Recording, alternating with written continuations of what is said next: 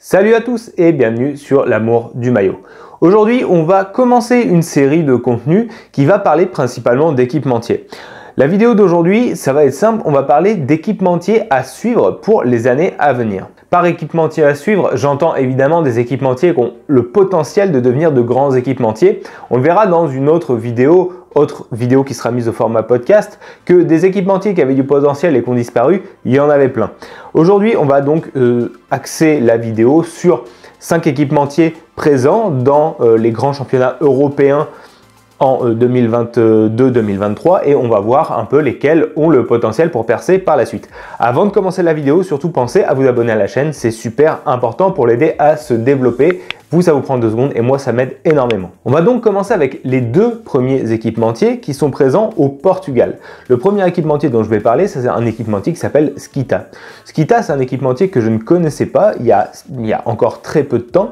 J'ai découvert cet équipementier en faisant un petit peu le tour des marques qui étaient présentes dans les championnats européens et j'ai pu me rendre compte qu'en fait, ils avaient des designs qui étaient quand même tout à fait sympas. Ils équipent notamment le club d'Arouca au Portugal et je trouve personnellement que les maillots sont un petit peu proches de ce que peut faire Hummel à certains moments. Autre équipementier portugais, entre guillemets, peut-être même lusitanien, Lacatoni. Alors Lacatoni, c'est un équipementier pareil qui est présent dans le championnat du Portugal. Ils équipent notamment le club de Chaves, mais ils équipent aussi la sélection d'Angola. C'est pour ça, par exemple, que je dis que c'est un équipementier à portée lusitanienne. Un petit peu comme pour Skita, je trouve qu'il y a des influences d'Hummel, même si je trouve que cette marque est un petit peu plus à la croisée des chemins entre Hummel et Umbro. Après le Portugal, on va aller en Italie et on va parler d'un équipementier qui est présent depuis un moment et que vous connaissez certainement, un équipementier qui s'appelle Zeus. Alors ça s'écrit Zeus, moi je dis Zeus, mais bon, vous le prononcez un petit peu comme vous le voulez. Cet équipementier, il est relativement connu, du moins il a percé dernièrement puisque c'est l'équipementier de Salernitana, donc la Salernitaine qui était le club de Franck Ribéry. C'est surtout à cette occasion que cet équipementier-là, du moins dans les médias francophones, a été mise en avant. Au début, c'était un équipementier que je considérais un petit peu comme un vulgaire équipementier de bas étage, un petit peu comme Salaire ou Legea, on y reviendra dans une autre vidéo. Mais il s'avère qu'à la différence de ces équipementiers-là, ils ont quand même su créer et se renouveler pour proposer des designs vachement intéressants qui ont vraiment beaucoup évolué et qui sont de plus en plus modernes. Au début, c'était un petit peu daté les lignes qu'ils utilisaient, alors qu'aujourd'hui, je trouve qu'il y a quand même pas mal de travail et on le voit sur certains maillots de Salernitana, que je vous mets à l'écran.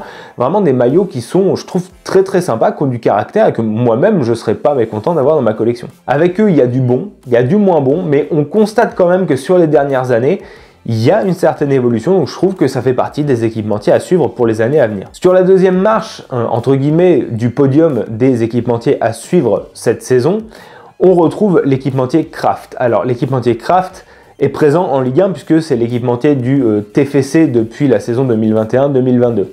Craft, pour moi, c'est quand même quelque chose d'assez aléatoire en règle générale. Soit c'est du très bon, soit c'est du très mauvais. Je trouve qu'il n'y a pas trop de juste milieu. Personnellement, le maillot domicile du TFC cette saison, je le trouve énorme, vraiment magnifique. Pour moi, un des plus beaux maillots de Ligue 1. Malgré tout, le reste de ce qu'ils ont pu faire avec Toulouse, je suis pas vraiment fan. En plus, moi, j'ai pu, habitant dans la région toulousaine, essayer le maillot et le voir en personne, tant la version pro que la version réplica. La version pro, ça va, mais les versions réplica sont un petit peu cheap quand même dans leur conception. C'est-à-dire que c'est un équipementier suédois qui a d'abord commencé par des sports comme la course à pied, enfin des sports d'extérieur populaires en Scandinavie, mais aussi en handball. Et après, ils sont arrivés par la suite dans le foot, notamment sur le maillot d'équipes comme Darmstadt, ou des équipes comme Göteborg. Et là encore, sur les 3 dernières années, il y a eu de très beaux maillots. Et puis, il y en a eu certains qui ont été un petit peu moins bien. Je trouve qu'en 2021, par exemple, sur le maillot de Göteborg ou d'Hammarby, il y avait du très bon taf. En 2023 aussi, pareil, sur le maillot de Darmstadt. Après, pour le reste, c'était peut-être un petit peu trop cheap, un petit peu moyen. Donc, on verra par la suite ce que Craft va donner. Mais en tout cas, moi, j'ai hâte. Ça me donne envie quand je vois les créations qu'ils ont fait sur le maillot du TFC. Ils tentent au moins, donc on verra ce que ça va pouvoir donner dans les saisons à venir. Et enfin, le numéro 1, vous savez que j'aime beaucoup cet équipementier, c'est l'équipementier Castoré. Au moment où je tourne cette vidéo, on verra quand ça sortira ce qu'il en sera, la rumeur dit que Newcastle serait en passe de passer chez Adidas. Alors ce serait un petit peu un coup dur pour Castore qui avait fait du club de nord de l'Angleterre un petit peu son porte-étendard si vous voulez. Castore, ils ont récupéré pas mal de gros clubs ces dernières saisons.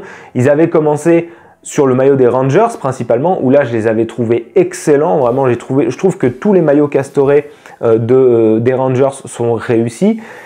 Ils avaient commencé aussi en Angleterre avec Wolverhampton, où là c'était un petit peu plus compliqué sur le plan des designs, et là ils ont un petit peu étendu on va dire leur champ d'action en équipant des équipes comme Newcastle justement, ou Aston Villa, le Bayer Leverkusen ou Séville. Et le résultat est un petit peu mitigé je trouve, autant dans la conception, dans la fabrication, notamment les maillots pro, vous savez que c'est ceux que je collectionne. La conception est vraiment très professionnelle et c'est ça qui m'a toujours donné envie. En plus, les premiers maillots Castore que j'ai eu, c'était les maillots des Rangers, donc forcément, en plus de la technologie, il y avait de très beaux designs. Je trouvais que c'était une réussite. Je trouve qu'ils ont un petit peu baissé de pied cette saison en 2022-2023. Peut-être le fait d'avoir davantage d'équipes. Je trouve que par exemple le maillot d'Aston Villa, Castore, que vous avez pu voir sur ma chaîne, taille pas bien. Donc c'est un petit peu dommage. Je trouve que ça a été un peu taillé à la va-vite.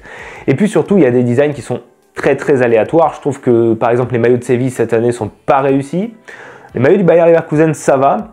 Le maillot de Newcastle est très beau. Le sponsor vient un peu le gâcher, mais la structure du maillot, ce que l'équipementier a fait pour Newcastle, je trouve que c'est très réussi. Pareil pour Aston Villa. Wolverhampton, je trouve que c'est assez vilain. Donc, encore une fois, un équipementier assez inégal, mais qui a un peu le mérite de tenter, en fait, quand il crée.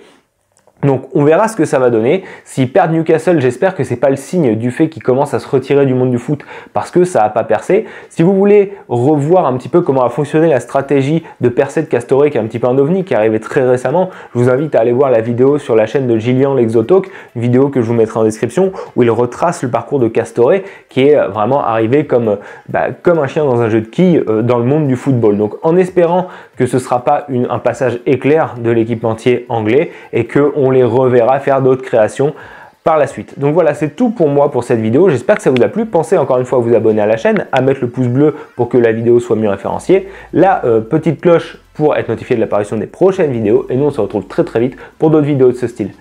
Ciao!